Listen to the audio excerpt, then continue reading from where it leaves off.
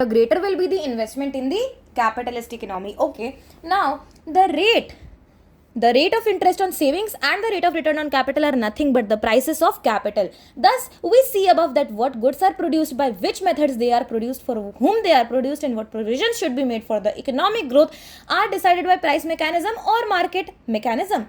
Now, over here are the merits of capitalist economy. So, firstly, is that it is self-regulating because of price mechanism, that is demand and supply. It has private property because of profit motive. It process focuses on economic growth. Resources are used in the economic activities in which they are the most productive. High degree of operative efficiency, cost of production is minimized, efficient economic decisions, consumers are benefited, and incentives for innovation and technological process. Fundamental rights, it preserves, capitalism preserves fundamental rights, and capitalism rewards men of initiative and enterprises and punishes the imprudent and inefficient. Capitalism usually functions in a democratic framework, and it also encourages enterprises and risk-taking, emergence of an entrepreneurial class willing to take risk. Now there are also demerits of capitalism. There is a vast economic inequality and social injustice. Under capitalism, inequalities reduce the aggregate economic welfare of the economy as a whole and split the society into two classes, namely the haves and the have and have nots. Okay. Now, under capitalism, there is precedence of property rights over human rights. Economic inequalities are there. Ignores human welfare. Income inequality does not represent the real needs of the society because it focuses on what? Profit maximization. Exploitation of labor is there. Consumers often becomes victims of exploitation because of profit motive. Then misallocation of resources. The resources will be moved from the production of luxury goods. Okay. Then less of merit goods. Why? Because they are basically run for profit motive. Okay, the goods will be produced as it yields the maximum profit, even if the good does not have any benefit. Like, if you are producing tobacco and if it generates the highest revenue, if it generates the maximum profit, why would anyone stop making tobacco? That is what, as I would say, that is what a kind of example of what merit goods feels like. So less of merit goods. Due to unplanned production, economic instability in terms of overproduction, economic depression, unemployment is very common under capitalism. There is enormous waste of productive resources as firms spend huge amounts of money on advertisement and sales promotion activities. Capitalism leads to the formation of monopolies as large firms may be able to drive out small ones by fair or foul means. Excessive materialism as well as conspicuous and unethical consumption leads to environmental degradation.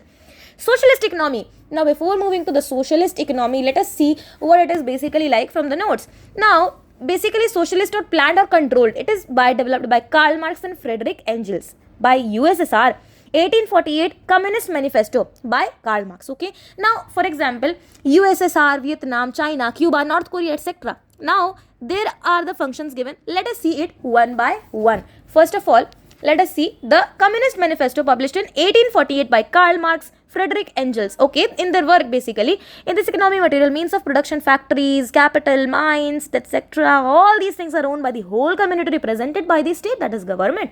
All members are entitled to get what? Benefit from the fruits of such socialized planned production on the basis of equal rights. A socialist economy is also called command economy, centrally planned economy. Now, over here it is also known as command economy or centrally planned economy. Resources are allocated according to the commands of the central planning authority. Now, here the central problems characteristics are there, that is CECE PC. CECE PC. Okay. CECE PC. Collective ownership, economic planning, absence of consumer choice, relatively equal income distribution, minimum role of price mechanism or market forces. Apart from that, absence of competition and merits of socialism are also there. Equitable distribution of wealth and income, rapid and balanced economic development, planned economy utilization, better utilization of resources, unemployment is minimized. It is to develop a better cooperative mentality, better welfare of the society, right to work and minimum standard of living to all the people. Consumers are protected from exploitation of monopolies and employers, and social security is also there. Demerits are also there. Let us see one by one. Predominance of bureaucracy. You know what is bureaucracy? Bureaucracy is basically nothing but, like some kind of red tapeism or like something which is bad, like governments they are so bureaucrats. Okay, now resulting in efficiency, delays, like red tapeism I said. Okay, corruption and favoritism is basically bureaucracy. Like if you are a government like a minister, let's say, and his or her family member wants to do something in the like government only, then they will just apply for that post. Okay, so that is what bureaucracy leads to. Okay, restricts the freedom of individuals and takes away the basic rights such as right to private property. It will not provide necessary incentives to work hard in the form of profit. Administered prices are not determined by the forces of the market on the basis of negotiations between the buyers and the sellers. State monopolies created by socialism will sometimes become uncontrollable. Limited freedom of choice, personal efficiency and productivity has no importance, and extreme form of socialism is not at all practicable. Okay, apart from that, let us see what the mixed economy says. It has the best features of both the capitalist and socialist. Okay, best example, our country India.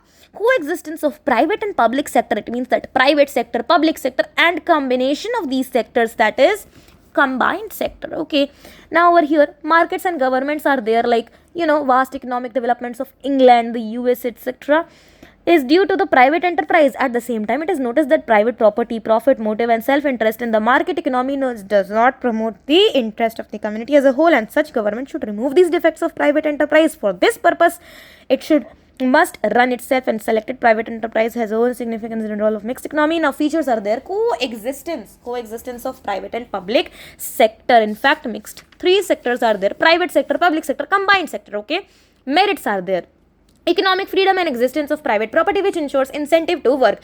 Price mechanism and competition forces consumers benefited. Consumer sovereignty, freedom of choice, appropriate incentives for innovation, technological process, encourages enterprise and risk taking. Economic planning advantage, rapid economic development, greater economic social equality, freedom from exploitation. Disadvantages of cutthroat competition adverted through government's legislation, measures like environment and labor regulation. Demerits are also there: excessive controls by the state are there. Okay, and then difficult to maintain a proper balance between the public and the private sector. Okay, in the absence of strong governmental initiatives, the private sector is likely to grow disappropriately.